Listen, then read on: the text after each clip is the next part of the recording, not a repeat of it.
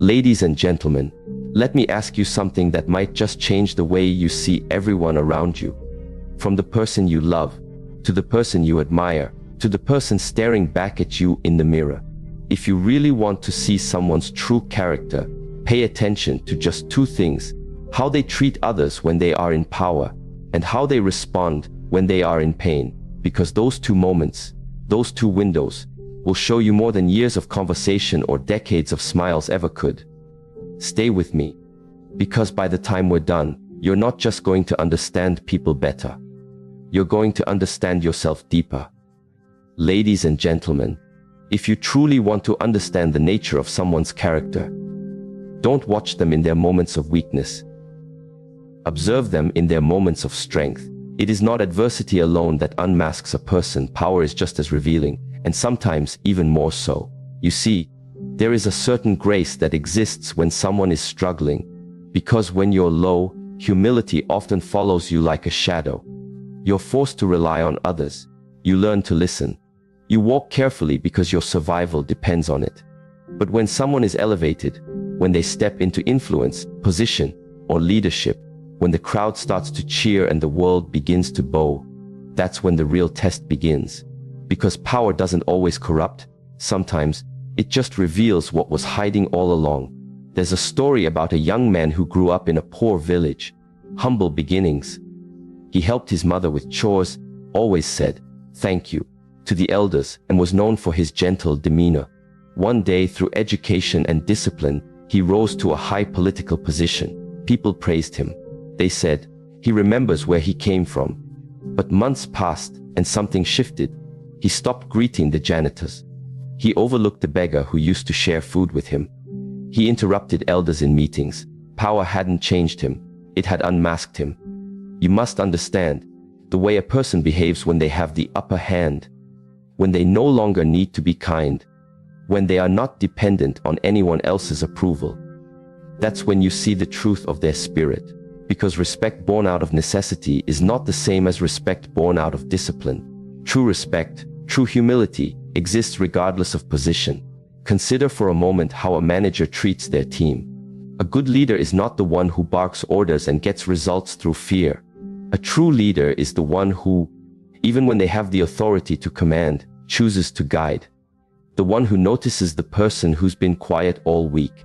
The one who gives credit in public and takes responsibility in private. Power does not inflate the ego of such a leader. It deepens their commitment to serve. And this is not just about the workplace. It shows up in families too.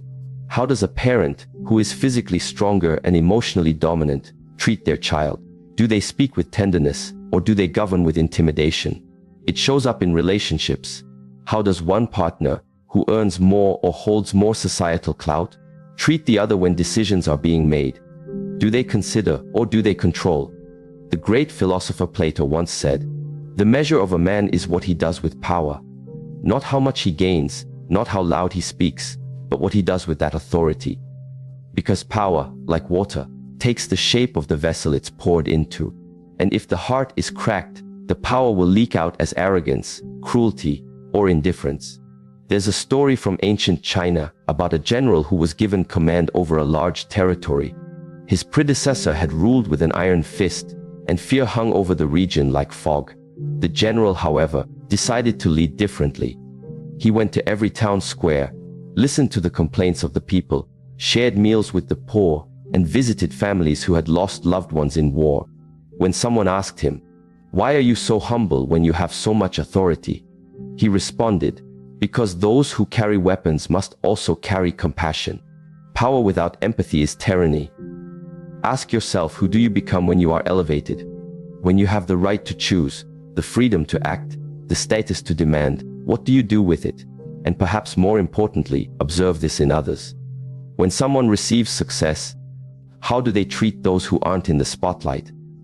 Do they still remember the names of the people who helped them? Do they still open the door for others? Or do they wait for someone to open it for them? There's something deeply spiritual about watching someone who has every right to boast, choose instead to bless. Someone who can command silence, but instead chooses to listen. That's not weakness, that's mastery. In the monastery, the elders often say, The loudest gong is the one that is hollow inside. It may produce a sound, but it carries no depth. In the same way, people who let power swell their ego reveal that they have not yet cultivated inner stillness. True character does not yell for attention. It speaks softly, because it does not need to be heard to feel important. Now, let us transition, not in thought but in depth, to the second revelation of character: pain. Where power reveals what's within you when the world is at your feet, pain reveals what's within you when the world is falling apart. Pain is a sacred teacher. It doesn't knock politely, it breaks the door. It doesn't whisper, it howls. And in those moments, when you're hurting, disoriented, maybe even ashamed, you are forced to confront parts of yourself you might have buried. But here's the truth: what you do with that pain is what defines you. Some people, when they are in pain, become cruel. They lash out. They carry their wounds like weapons, striking others because they haven't found the strength to sit with their suffering. They confuse volume with healing, noise with transformation. They become what hurt them, hoping somehow that vengeance will feel like justice. But vengeance is not healing. It is a performance of power in the absence of peace. There's a powerful image from nature, the Japanese art of kintsugi. When a bowl breaks, instead of discarding it, the artisans repair it with gold. The cracks are not hidden, they are highlighted. The bowl becomes more valuable not because it was never broken, but because it was broken and restored with intention. So it is with the human soul. You can meet someone who's been betrayed, but instead of building walls, they built wisdom. You can meet someone who's lost everything, but instead of drowning in bitterness, they chose to deepen their empathy. These people didn't let pain define them. They let it refine them. Think of a mother who's lost her child and still finds a way to comfort other grieving mothers.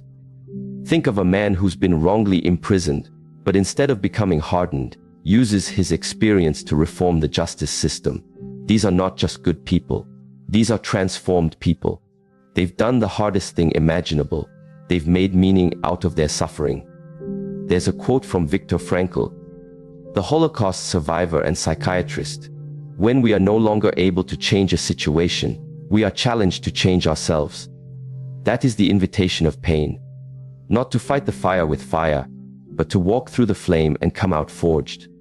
In the temple, when students face physical exhaustion, mental fatigue, and emotional breakdowns, they are taught to sit, just sit, not run, not distract, not deny, because only in stillness can you hear the wisdom of pain. Only in stillness can you choose your response. One student, after failing his martial arts test for the third time, stormed out of the courtyard. He refused to speak. Days passed. Finally, he returned and asked the master, "Why must pain be part of our path?" The master replied, "Because without it, your ego would be your only teacher." Pain humbles. It forces us to examine ourselves. Not to ask, "Why me?" but "What now?" Not, "What did I lose?" but "What can I learn?"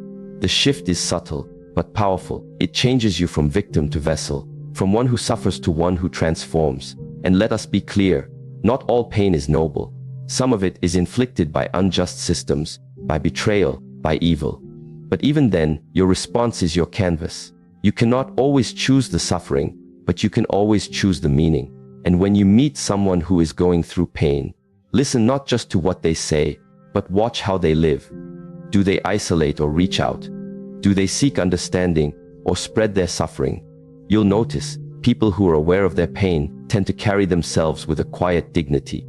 Not silence, but dignity.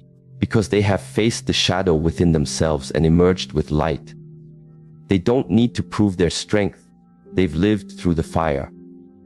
On the other hand, people who avoid their pain often try to control others. They raise their voices not because they are powerful, but because they are afraid. They demand control, not because they are strong, but because they feel powerless inside. This is why pain reveals character, not in the hurt itself, but in how the hurt is handled. And so, between these two, power and pain, we are given two mirrors. One to see how we hold others when we rise, and the other to see how we hold ourselves when we fall. If someone passes the test of power, but fails the test of pain, their character is incomplete. If someone survives pain but abuses power, their transformation is corrupted. Both must be held. Both must be watched.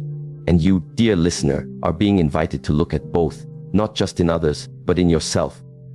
What do you do when people are watching? And what do you do when they are not? Who do you become when you are praised? Who do you become when you are broken? Your answers to those questions reveal the soul behind your smile. There's something fascinating about the way people treat those they believe are beneath them. Not just how they interact with people who hold no influence, but how they regard the silent, the unseen, and the ones who cannot return the favor. You see, if you want to see someone's true character, don't look at how they treat their boss. Watch how they treat the janitor. Don't just observe how they speak to those who can promote them. Listen to how they address those who can't do anything for them at all. The third lens through which true character is revealed is how someone treats people who are of no advantage to them. This might seem like a simple test, but it cuts straight to the root of integrity. Because in a world so conditioned by transaction, what can you give me? What can I gain from you? How can you elevate me? Genuine kindness has become one of the rarest currencies. It is often only offered when it comes with return on investment. But character, real, grounded, cultivated character, operates with a different motivation.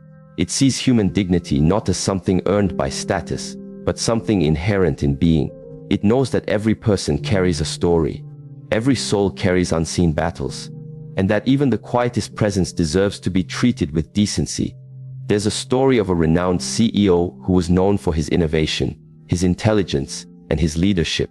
But what truly set him apart wasn't found in boardrooms or meetings. It was in the way he greeted the security guard by name every morning, how he asked the cleaning staff about their families, how, when one cafeteria worker was hospitalized, he showed up quietly and paid the bill, not because it would ever make the news, not because anyone would praise him, but because in his eyes, position didn't determine value, presence did. Now contrast that with the executive who walks into a room and never looks up from their phone, who ignores the waitress unless it's to complain, who greets their colleagues with smiles but treats the Uber driver as invisible. This isn't just about manners, it's about the orientation of the heart. Because when respect is selective, it reveals that it's not respect at all, it's calculation. Children observe this more than we think. A child doesn't just watch what you say, they absorb how you live. When they see you speak one way to someone in power and another to someone in need, they learn that value is conditional. But when they see consistency in your kindness, they understand that character is not something you put on like a suit. It's who you are when no one is watching. There's an old proverb that says, the true measure of a person is how they treat someone who can do nothing for them. Not because those moments are morally impressive, but because they are the most revealing.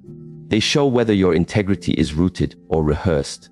In the monastery, students are often given menial tasks during their early years, sweeping leaves, washing the temple floors, cleaning after others, not as punishment, but as purification. Because in those moments, when no glory is attached to your effort, when no praise follows your labor, you're forced to meet yourself.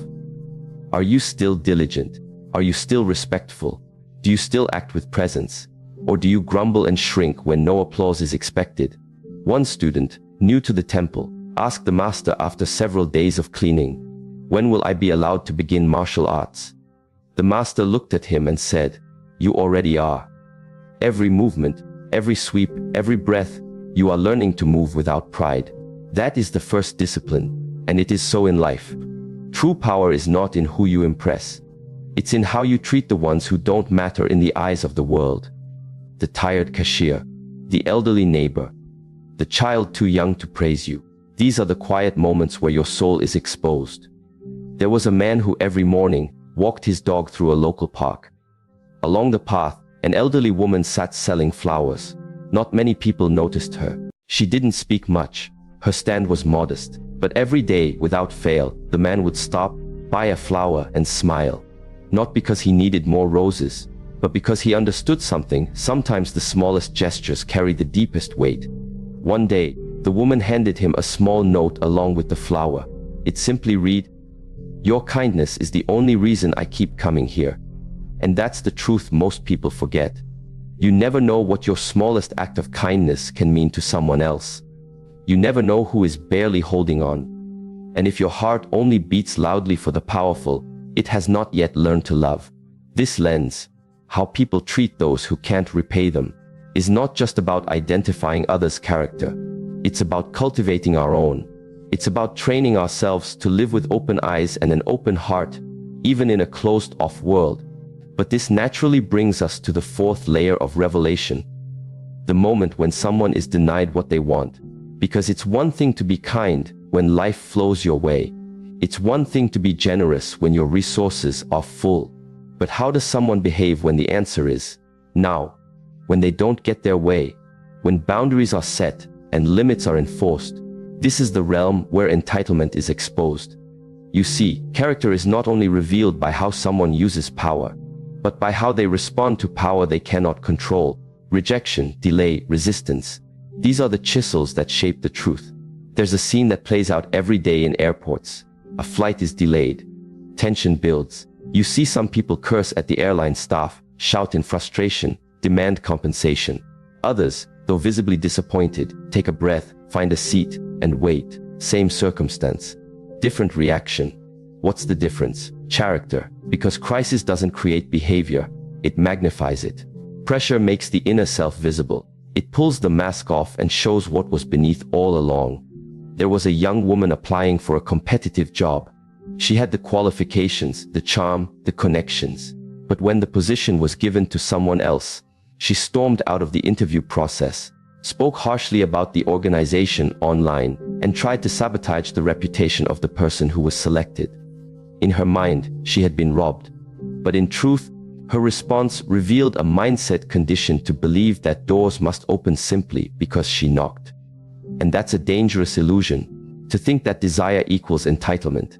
Because no matter how talented you are, no matter how hard you've worked, there will be moments when life says, not now, or even, not ever.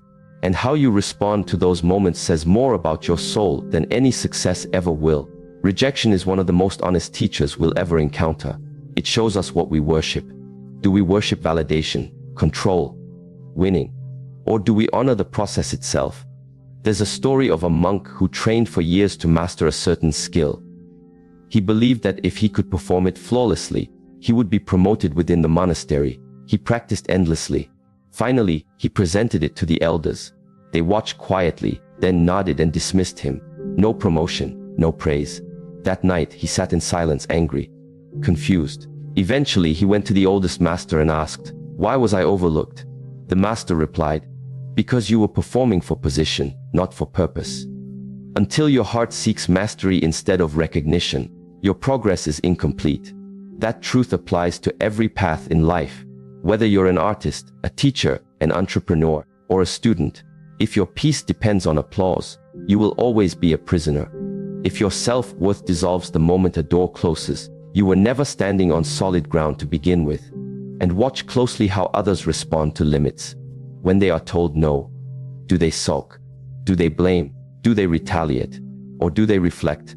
The way someone handles rejection reveals whether they have built their identity on expectation or discipline. Expectation says, "I deserve this." Discipline says, "I will grow from this." One crumbles under denial, the other rises. There's a quiet strength in the person who is told no and still walks with dignity. Who, when plans fall apart, still treats people with respect. Who, even when disappointed, chooses not to destroy but to understand. This strength is not weakness, it is not passivity, it is mastery. Because it means your emotions do not govern your behavior. Your ego does not sit in the driver's seat. You are not enslaved by outcome.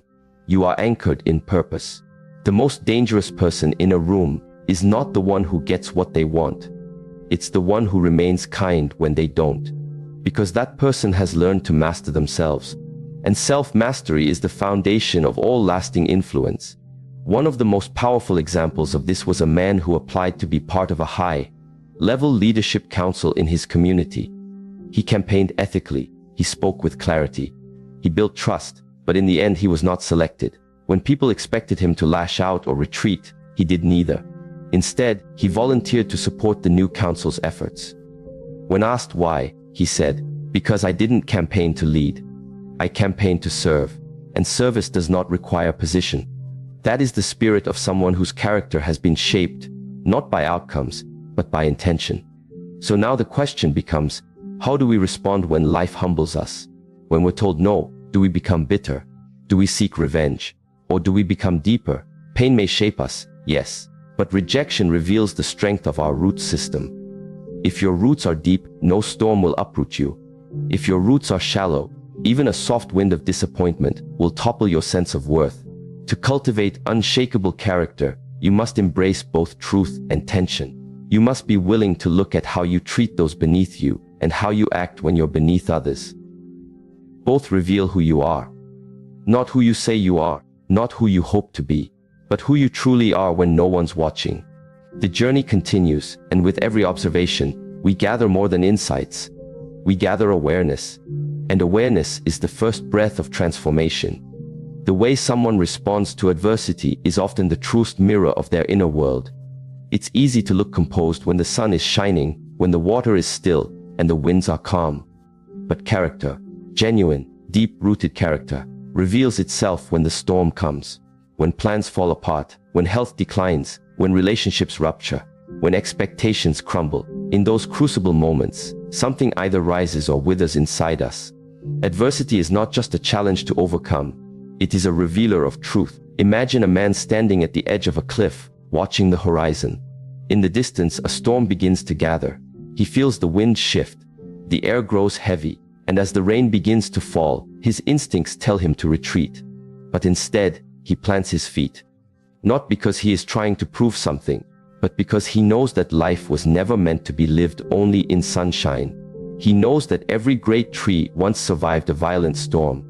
Every river carved its way through resistance, and every soul of depth was formed in the fire of trial.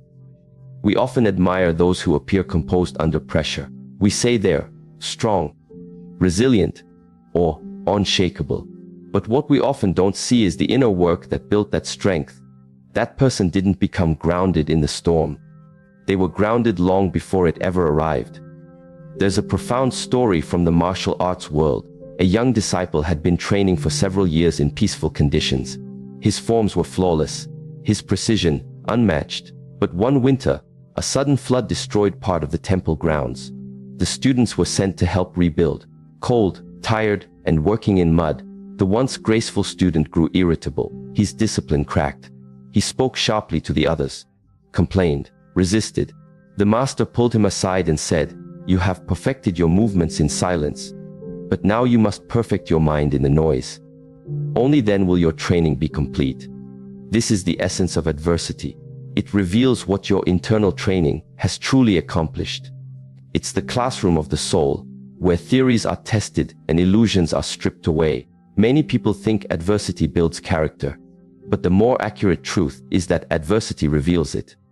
The character was either there, being silently cultivated through choices, disciplines, and small sacrifices, or it wasn't, and the storm merely showed it. Consider the image of a glass filled with dark liquid. If you bump it, what spills out is not something caused by the bump. It's simply what was already inside. In the same way, life will bump us all. The question is, what spills out? Anger, blame, bitterness, or patience, insight, endurance. There was once a woman named Lena, a single mother of 3, working 2 jobs, and just managing to stay afloat. One day, without warning, she lost her primary income. Her rent was due. Her children needed food. Friends offered advice: sue the company, shame them online, go on a public rant. But she chose a different path. She woke up the next day, packed lunches for her kids, prayed, and then went out job hunting. When asked how she could stay calm, she said, "Because if I let my emotions lead, I'll lose more than a job. I'll lose myself. My children don't just need food. They need to see a mother who doesn't break under pressure." And that's something rarely spoken about. That in the midst of adversity, we're not just living through pain. We're shaping the next generation's understanding of strength. When you stand upright through struggle, you don't just survive, you mentor without speaking. Adversity introduces us to ourselves. It confronts our expectations. It challenges our beliefs. It strips away the luxuries of convenience and asks us, what remains when nothing goes as planned? Pain is a language few want to learn, but it is a language that speaks the truth. There is a concept in Zen Buddhism called Kensho, which refers to moments of insight into one's true nature. Interestingly, these moments often arise not during meditation or bliss, but during hardship. When the ego is disarmed, when pretense dissolves, and when you are too tired to pretend, it's in those raw, unfiltered spaces that you meet the truth of who you are. And it is in that meeting that transformation begins. One of the monks in a Himalayan monastery shared a profound story. A student had been undergoing a long fast, part of his spiritual discipline. But midway through, he became frustrated. The hunger wasn't bringing peace, it was bringing rage.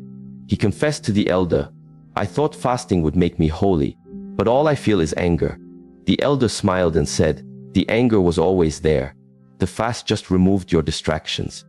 And this is exactly what adversity does. It removes the illusions and presents what we must confront. This is why adversity is not your enemy. It's your reflection. It's not here to punish, but to purify. Too many people define themselves by their achievements, their income, their status. But those things are circumstantial. They can be stripped away. And when they are, what are you left with? That's your essence. That's your character. The man who holds integrity without income. The woman who walks with dignity without applause. The child who shares even when they have little. These are the souls adversity cannot destroy, because they were never built on fragile foundations. And yet, not all adversity is dramatic. Sometimes it's silent, the slow erosion of hope, the daily pressures of caregiving, the invisible grief of loss unspoken, the long, hard road of trying again and again and again. These are the adversities no one sees, but they are just as real and just as revealing. There was a janitor in a large school, Mr. Rosario. Every day he came to work with a smile. He greeted students, sang as he cleaned, and often left small notes of encouragement on classroom doors. No one knew that at home, his wife was battling terminal illness. That each day, after work, he would rush to care for her. When asked how he could remain so joyful, he replied, "Because sorrow will have its place. But I choose where it can and cannot live. It cannot live in how I treat others." That kind of perspective is not accidental. It is cultivated. It is watered daily by choice. And that is the secret. Character during adversity is not the result of a single heroic act. It is the result of thousands of unseen choices made in the quiet. Even in ancient martial arts, students were taught not just to fight, but to endure, to breathe when exhausted, to move with grace under pressure. Because in real battle, it's not always the strongest who wins. It's the one who doesn't lose themselves in the fight. In life, you will be hurt. You will be disappointed, betrayed, misunderstood. But these are not the end. They are invitations. Invitations to deepen, to release illusion, to discover endurance. And endurance is not passive. It is an active engagement with pain. It says, "I will not let this moment define me, but refine me." There's an old saying, "Smooth seas do not make skilled sailors." But the storms, they teach navigation, they teach patience, and most importantly, they teach what truly matters. When the superficial falls away, you find out what you've really been building all along. And so we must ask ourselves, not just how we respond to adversity, but how we prepare for it before it arrives. Because the time to build resilience is not in the storm, it's in the stillness. When no crisis is present, that's when you train. In your habits, your thoughts, your responses. Adversity does not knock, it enters. And when it does, what will it find inside you? There's a final story that may speak to this truth. A wise elder was approached by a young man who had just lost everything: his job, his relationship, and his confidence. He said, "I feel like a broken pot. Nothing useful left." The elder brought him to a river, handed him a cracked vessel, and asked him to fill it with water. The young man laughed. "It won't hold anything." But the elder insisted. So he filled it and walked back to shore, watching the water leak out drop by drop. When he arrived, the elder pointed to the trail. Along it were vibrant flowers.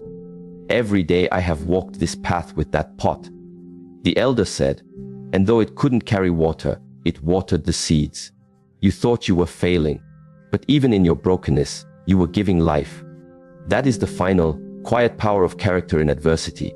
Even when you feel weak, even when you are cracked, even when you think you have nothing left, If you walk with compassion, with discipline, with humility, your very presence is watering the world. And so, the path continues. Because with every trial, we are not just surviving, we are sculpting. And with every sculpted edge, a clearer version of who we are begins to emerge. There is a certain grace in how a person treats others when there's nothing to gain. No status to elevate, no advantage to secure, no applause to earn. It is in these moments, small, often unnoticed interactions, that the essence of one's character is revealed most clearly. The true measure of a person is not how they treat those who can offer them power or favor. It's how they treat those who can offer nothing at all. This quiet truth, often overlooked in a world driven by image and exchange, carries a profound weight. Because the soul speaks loudest when it has nothing to prove. In many traditions, there is a recurring theme. How you treat the least among us is how you treat all. The stranger, the elderly, the server, the one who stumbles, the one society has ignored. These become the unwitting tests of our inner life. And how we engage in those moments, with sincerity or indifference, speaks volumes beyond any title or proclamation. There was a young executive, freshly promoted, with a team beneath her. She was intelligent, driven, and eager to impress. On the surface, her performance was flawless. Reports submitted on time, results achieved, accolades growing. But the janitor on the night shift would tell a different story. Every night, she would leave her office in disarray. Food containers, papers, spills, never once acknowledging the one who cleaned up after her. One evening, as the janitor worked silently, she walked by without a glance. The older man simply said, "I hope your success doesn't cost you your soul." That night, something struck her. Not because he was rude, but because he was right. She realized that in her pursuit of greatness, she had lost touch with grace. And what is grace, if not the ability to see the dignity in others, regardless of their role, to respect the person behind the title, the hands behind the work, the heart behind the silence? Children often show us what we've forgotten. One child may stop to help another who dropped their books, even when the hallway rushes past. They don't calculate the value, they just respond from the heart. And maybe that's what purity of character looks like before the world teaches us to filter our kindness through personal benefit. There's a Buddhist parable about a monk and a beggar. The monk, traveling through a poor village, saw a beggar boy who was sick and unattended. The villagers warned him not to get involved. It was too dangerous, too risky. But the monk, without hesitation, carried the boy, bathed his wounds, and stayed by his side until he healed. When asked later why he did it, he said, "Because when the world teaches you to look away, the heart must remember to see." In the modern world, it's easy to perform kindness when cameras are watching, when the gesture can be posted, liked, and shared. But character is shown in the gestures no one sees. The kindness that expects nothing. The compassion extended when it's inconvenient. The listening ear offered to someone who can't do a thing for you in return. It was once said that the highest form of maturity is when you do good for someone who will never find out. That, right there, is soul integrity. We often speak of love in grand terms, sacrificial, eternal, poetic. But what about the small loves? The ones that show up when someone is tired, when someone is forgotten, when someone has failed. What about the quiet love that holds the door open, that asks how your day really was, that remembers your name when no one else does? There's a story about a man named Elias. He ran a small coffee cart in a busy city.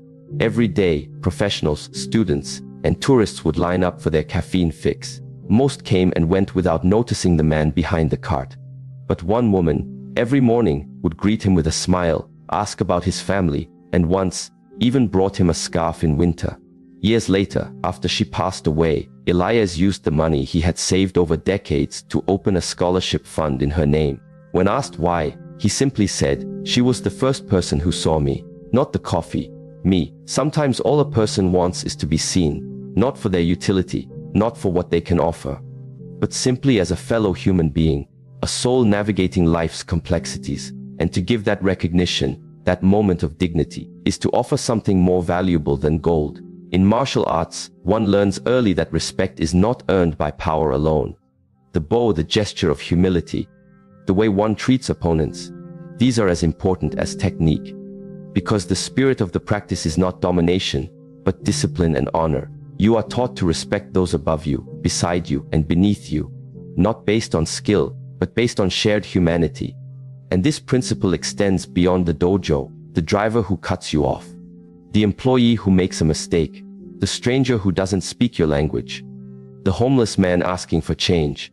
How do you respond? With irritation, dismissal, or presence? The moment you think someone is beneath you is the moment your own development halts. Because in judging others, we often reveal more about our limitations than theirs. There's a concept in Taoism known as Wu Wei, effortless action, or flowing with the natural order. It encourages living in harmony with the universe, not fighting for control, but responding with awareness. Part of this harmony is recognizing the interconnectedness of all beings. No one is truly separate. Your action toward another ripples into the whole. A harsh word to one may echo into someone else's despair. A kind gesture may plant a seed in a garden you never see. The best people carry this awareness with them. They understand that every encounter is an opportunity to offer presence, respect, and compassion. Not because it's deserved, but because it's who they are. There's a tale told by travelers in Japan of a bus driver who would greet every passenger with a bow and a smile. Rain or shine, late or early, rich or poor. One day, a rider asked, "Why do you treat everyone the same?" The driver replied, "Because I do not know their burdens, but I know they carry them. And my greeting may be the only honor they receive all day." We do not always know what others are going through. The person snapping at you in line may have lost a loved one. The employee making a mistake may be battling depression. The teenager acting out may be carrying shame no one has ever asked about. This does not excuse bad behavior, but it invites compassion before condemnation. To see someone's true character, observe how they speak to those who have nothing to offer them. Watch how they treat the invisible, the marginalized, the forgotten. In one monastery, there is a ritual where novices must serve not just the elders, but the sick, the elderly, and the mentally unwell in nearby villages. The task is not glamorous, it is often thankless, but the masters understand. How a monk treats a frail man who cannot bow in return shows far more about his path than any chant or robe. And yet, there is another dimension, how we treat those who have wronged us. This too is a test of character. Not whether we excuse injustice, but whether we become hardened or remain human. The world will try to shape you into cynicism, into withdrawal, into tribalism, but character refuses to be molded by bitterness. There was a woman who forgave the man who took her son's life. Not because she forgot, but because she refused to live shackled to hate. She visited him in prison, spoke to him of transformation, and said, "I see the human in you, not just the harm." That kind of grace is not weakness. It is spiritual strength few can fathom. In the Shaolin tradition, one of the highest virtues is mercy, not just toward others, but toward oneself. Because when we offer compassion to those who have nothing to give, we also train our heart to soften its own edges. The one who can forgive, uplift, and encourage others, even when unacknowledged, is also the one who can sit in silence with their own failures and not drown in shame. So much of life is transactional. What can I get? What can I gain? But character lives in the non-transactional. In the moments where no one's watching, when your kindness won't be reposted, when your patience won't be praised, when your generosity is met with silence. There is an African proverb: the true test of a man's character is what he does when no one is watching. And that test is given daily, not just in grand acts of heroism, but in everyday choices. Do you return the cart to the stall? Do you say thank you with sincerity? Do you let others speak without planning your next sentence? Do you give others the benefit of the doubt? These are the grains of sand that make up the mountain of character. And sometimes, character is not what you do, but what you don't do. You don't retaliate. You don't belittle. You don't gossip. You don't seek revenge. You simply choose the higher road, again and again, even when it's lonely, even when it's quiet. A man named John once said that the greatest lesson his father taught him was this: if you want to know the value of your soul, look at how you treat those who can never repay you. John became a teacher, and every year, he would spend one lunch break each week sitting with the custodian staff, not to be noticed, but to be present. Because if I only sit with those at my level, I stay at my level, he said. Elevation doesn't come from titles. It comes from depth. And depth is built in the way you treat the invisible threads that hold life together. And so the thread continues. Because in each interaction, you are not just responding to a person. You are shaping your soul. You are writing your legacy. Not the one etched on stone, but the one carved into the hearts of others, silently, powerfully, permanently. It's not just about observing others. It's about evaluating ourselves. How do you act when you're in control? How do you respond when you're in crisis? Because maybe, just maybe, this message isn't about spotting character in others. Maybe it's about building it in you. The world doesn't need more performers. It needs more truth bearers, more soul keepers, more people who understand that true strength is not in domination or self-pity, but in discipline and grace. So I challenge you today, don't just look at what people say. Don't just believe what they post. Look at how they treat the small moments. Look at how they live when no one is applauding. Look at who they become when life stretches them. Because that, my friends, is where true character is born. And when you start living from that place, you don't just change your relationships, you transform your destiny. Thank you.